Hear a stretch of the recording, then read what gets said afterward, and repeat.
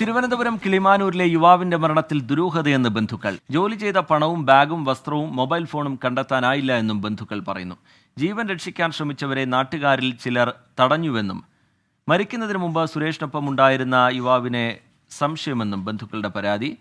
സൂര്യാതപമേറ്റ് നിർജ്ജലീകരണം സംഭവിച്ചാണ് സുരേഷിന്റെ മരണമെന്നായിരുന്നു postmortem report. പരാതിയിൽ കിളിമാനൂർ പോലീസ് അന്വേഷണം ആരംഭിച്ചിട്ടുണ്ട്. എ വി ജയശങ്കർ തിരുവനന്തപുരത്ത് നിന്ന് വിവരങ്ങളുമായി ചേരുന്നുണ്ട്. ജയശങ്കർ, എന്താണ് ബന്ധുക്കൾ ഇപ്പോൾ ഇതുമായി ബന്ധപ്പെട്ട് പ്രതികരിക്കുന്നത്? ഇതിൽ നടക്കുന്ന അന്വേഷണം എങ്ങനെയാണ്? അതായത് റീജിത്ത, ഈ യുവാവിന്റെ മരണവുമായി ബന്ധപ്പെട്ടാണ് നിലവിൽ ബന്ധുക്കൾ ആരോപണം ഉന്നയിച്ചിരിക്കുന്നത്. ആ മരണത്തിൽ ദുരൂഹതയുണ്ടെന്നാണ് ബന്ധുക്കൾ പറയുന്നത്.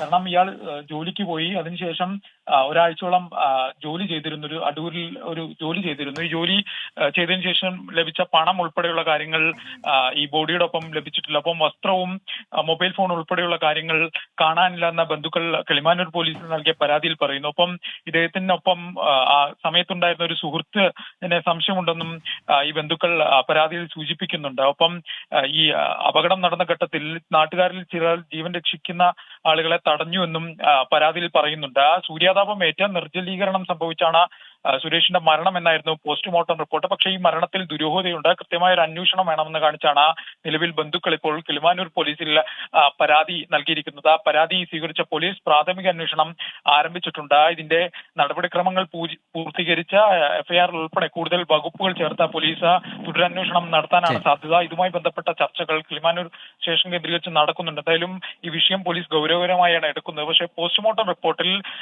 നേരെ തിരിച്ചാണ്, സൂര്യാതാപമേറ്റ് നിർജ്ജലീകരണം സംഭവിച്ചാണ് മരണം എന്നാണ് പറയുന്നത്. പക്ഷേ ബന്ധുക്കൾ ഇത്തരത്തിൽ ഗുരുതരമായ ആരോപണം ഉന്നയിക്കുന്ന ഒരു ഘട്ടത്തിൽ ഈ വിഷയവുമായി ബന്ധപ്പെട്ട് വിശദമായ അന്വേഷണം നടത്താനാണ് കിളിമാനൂർ പോലീസിന്റെ തീരുമാനം.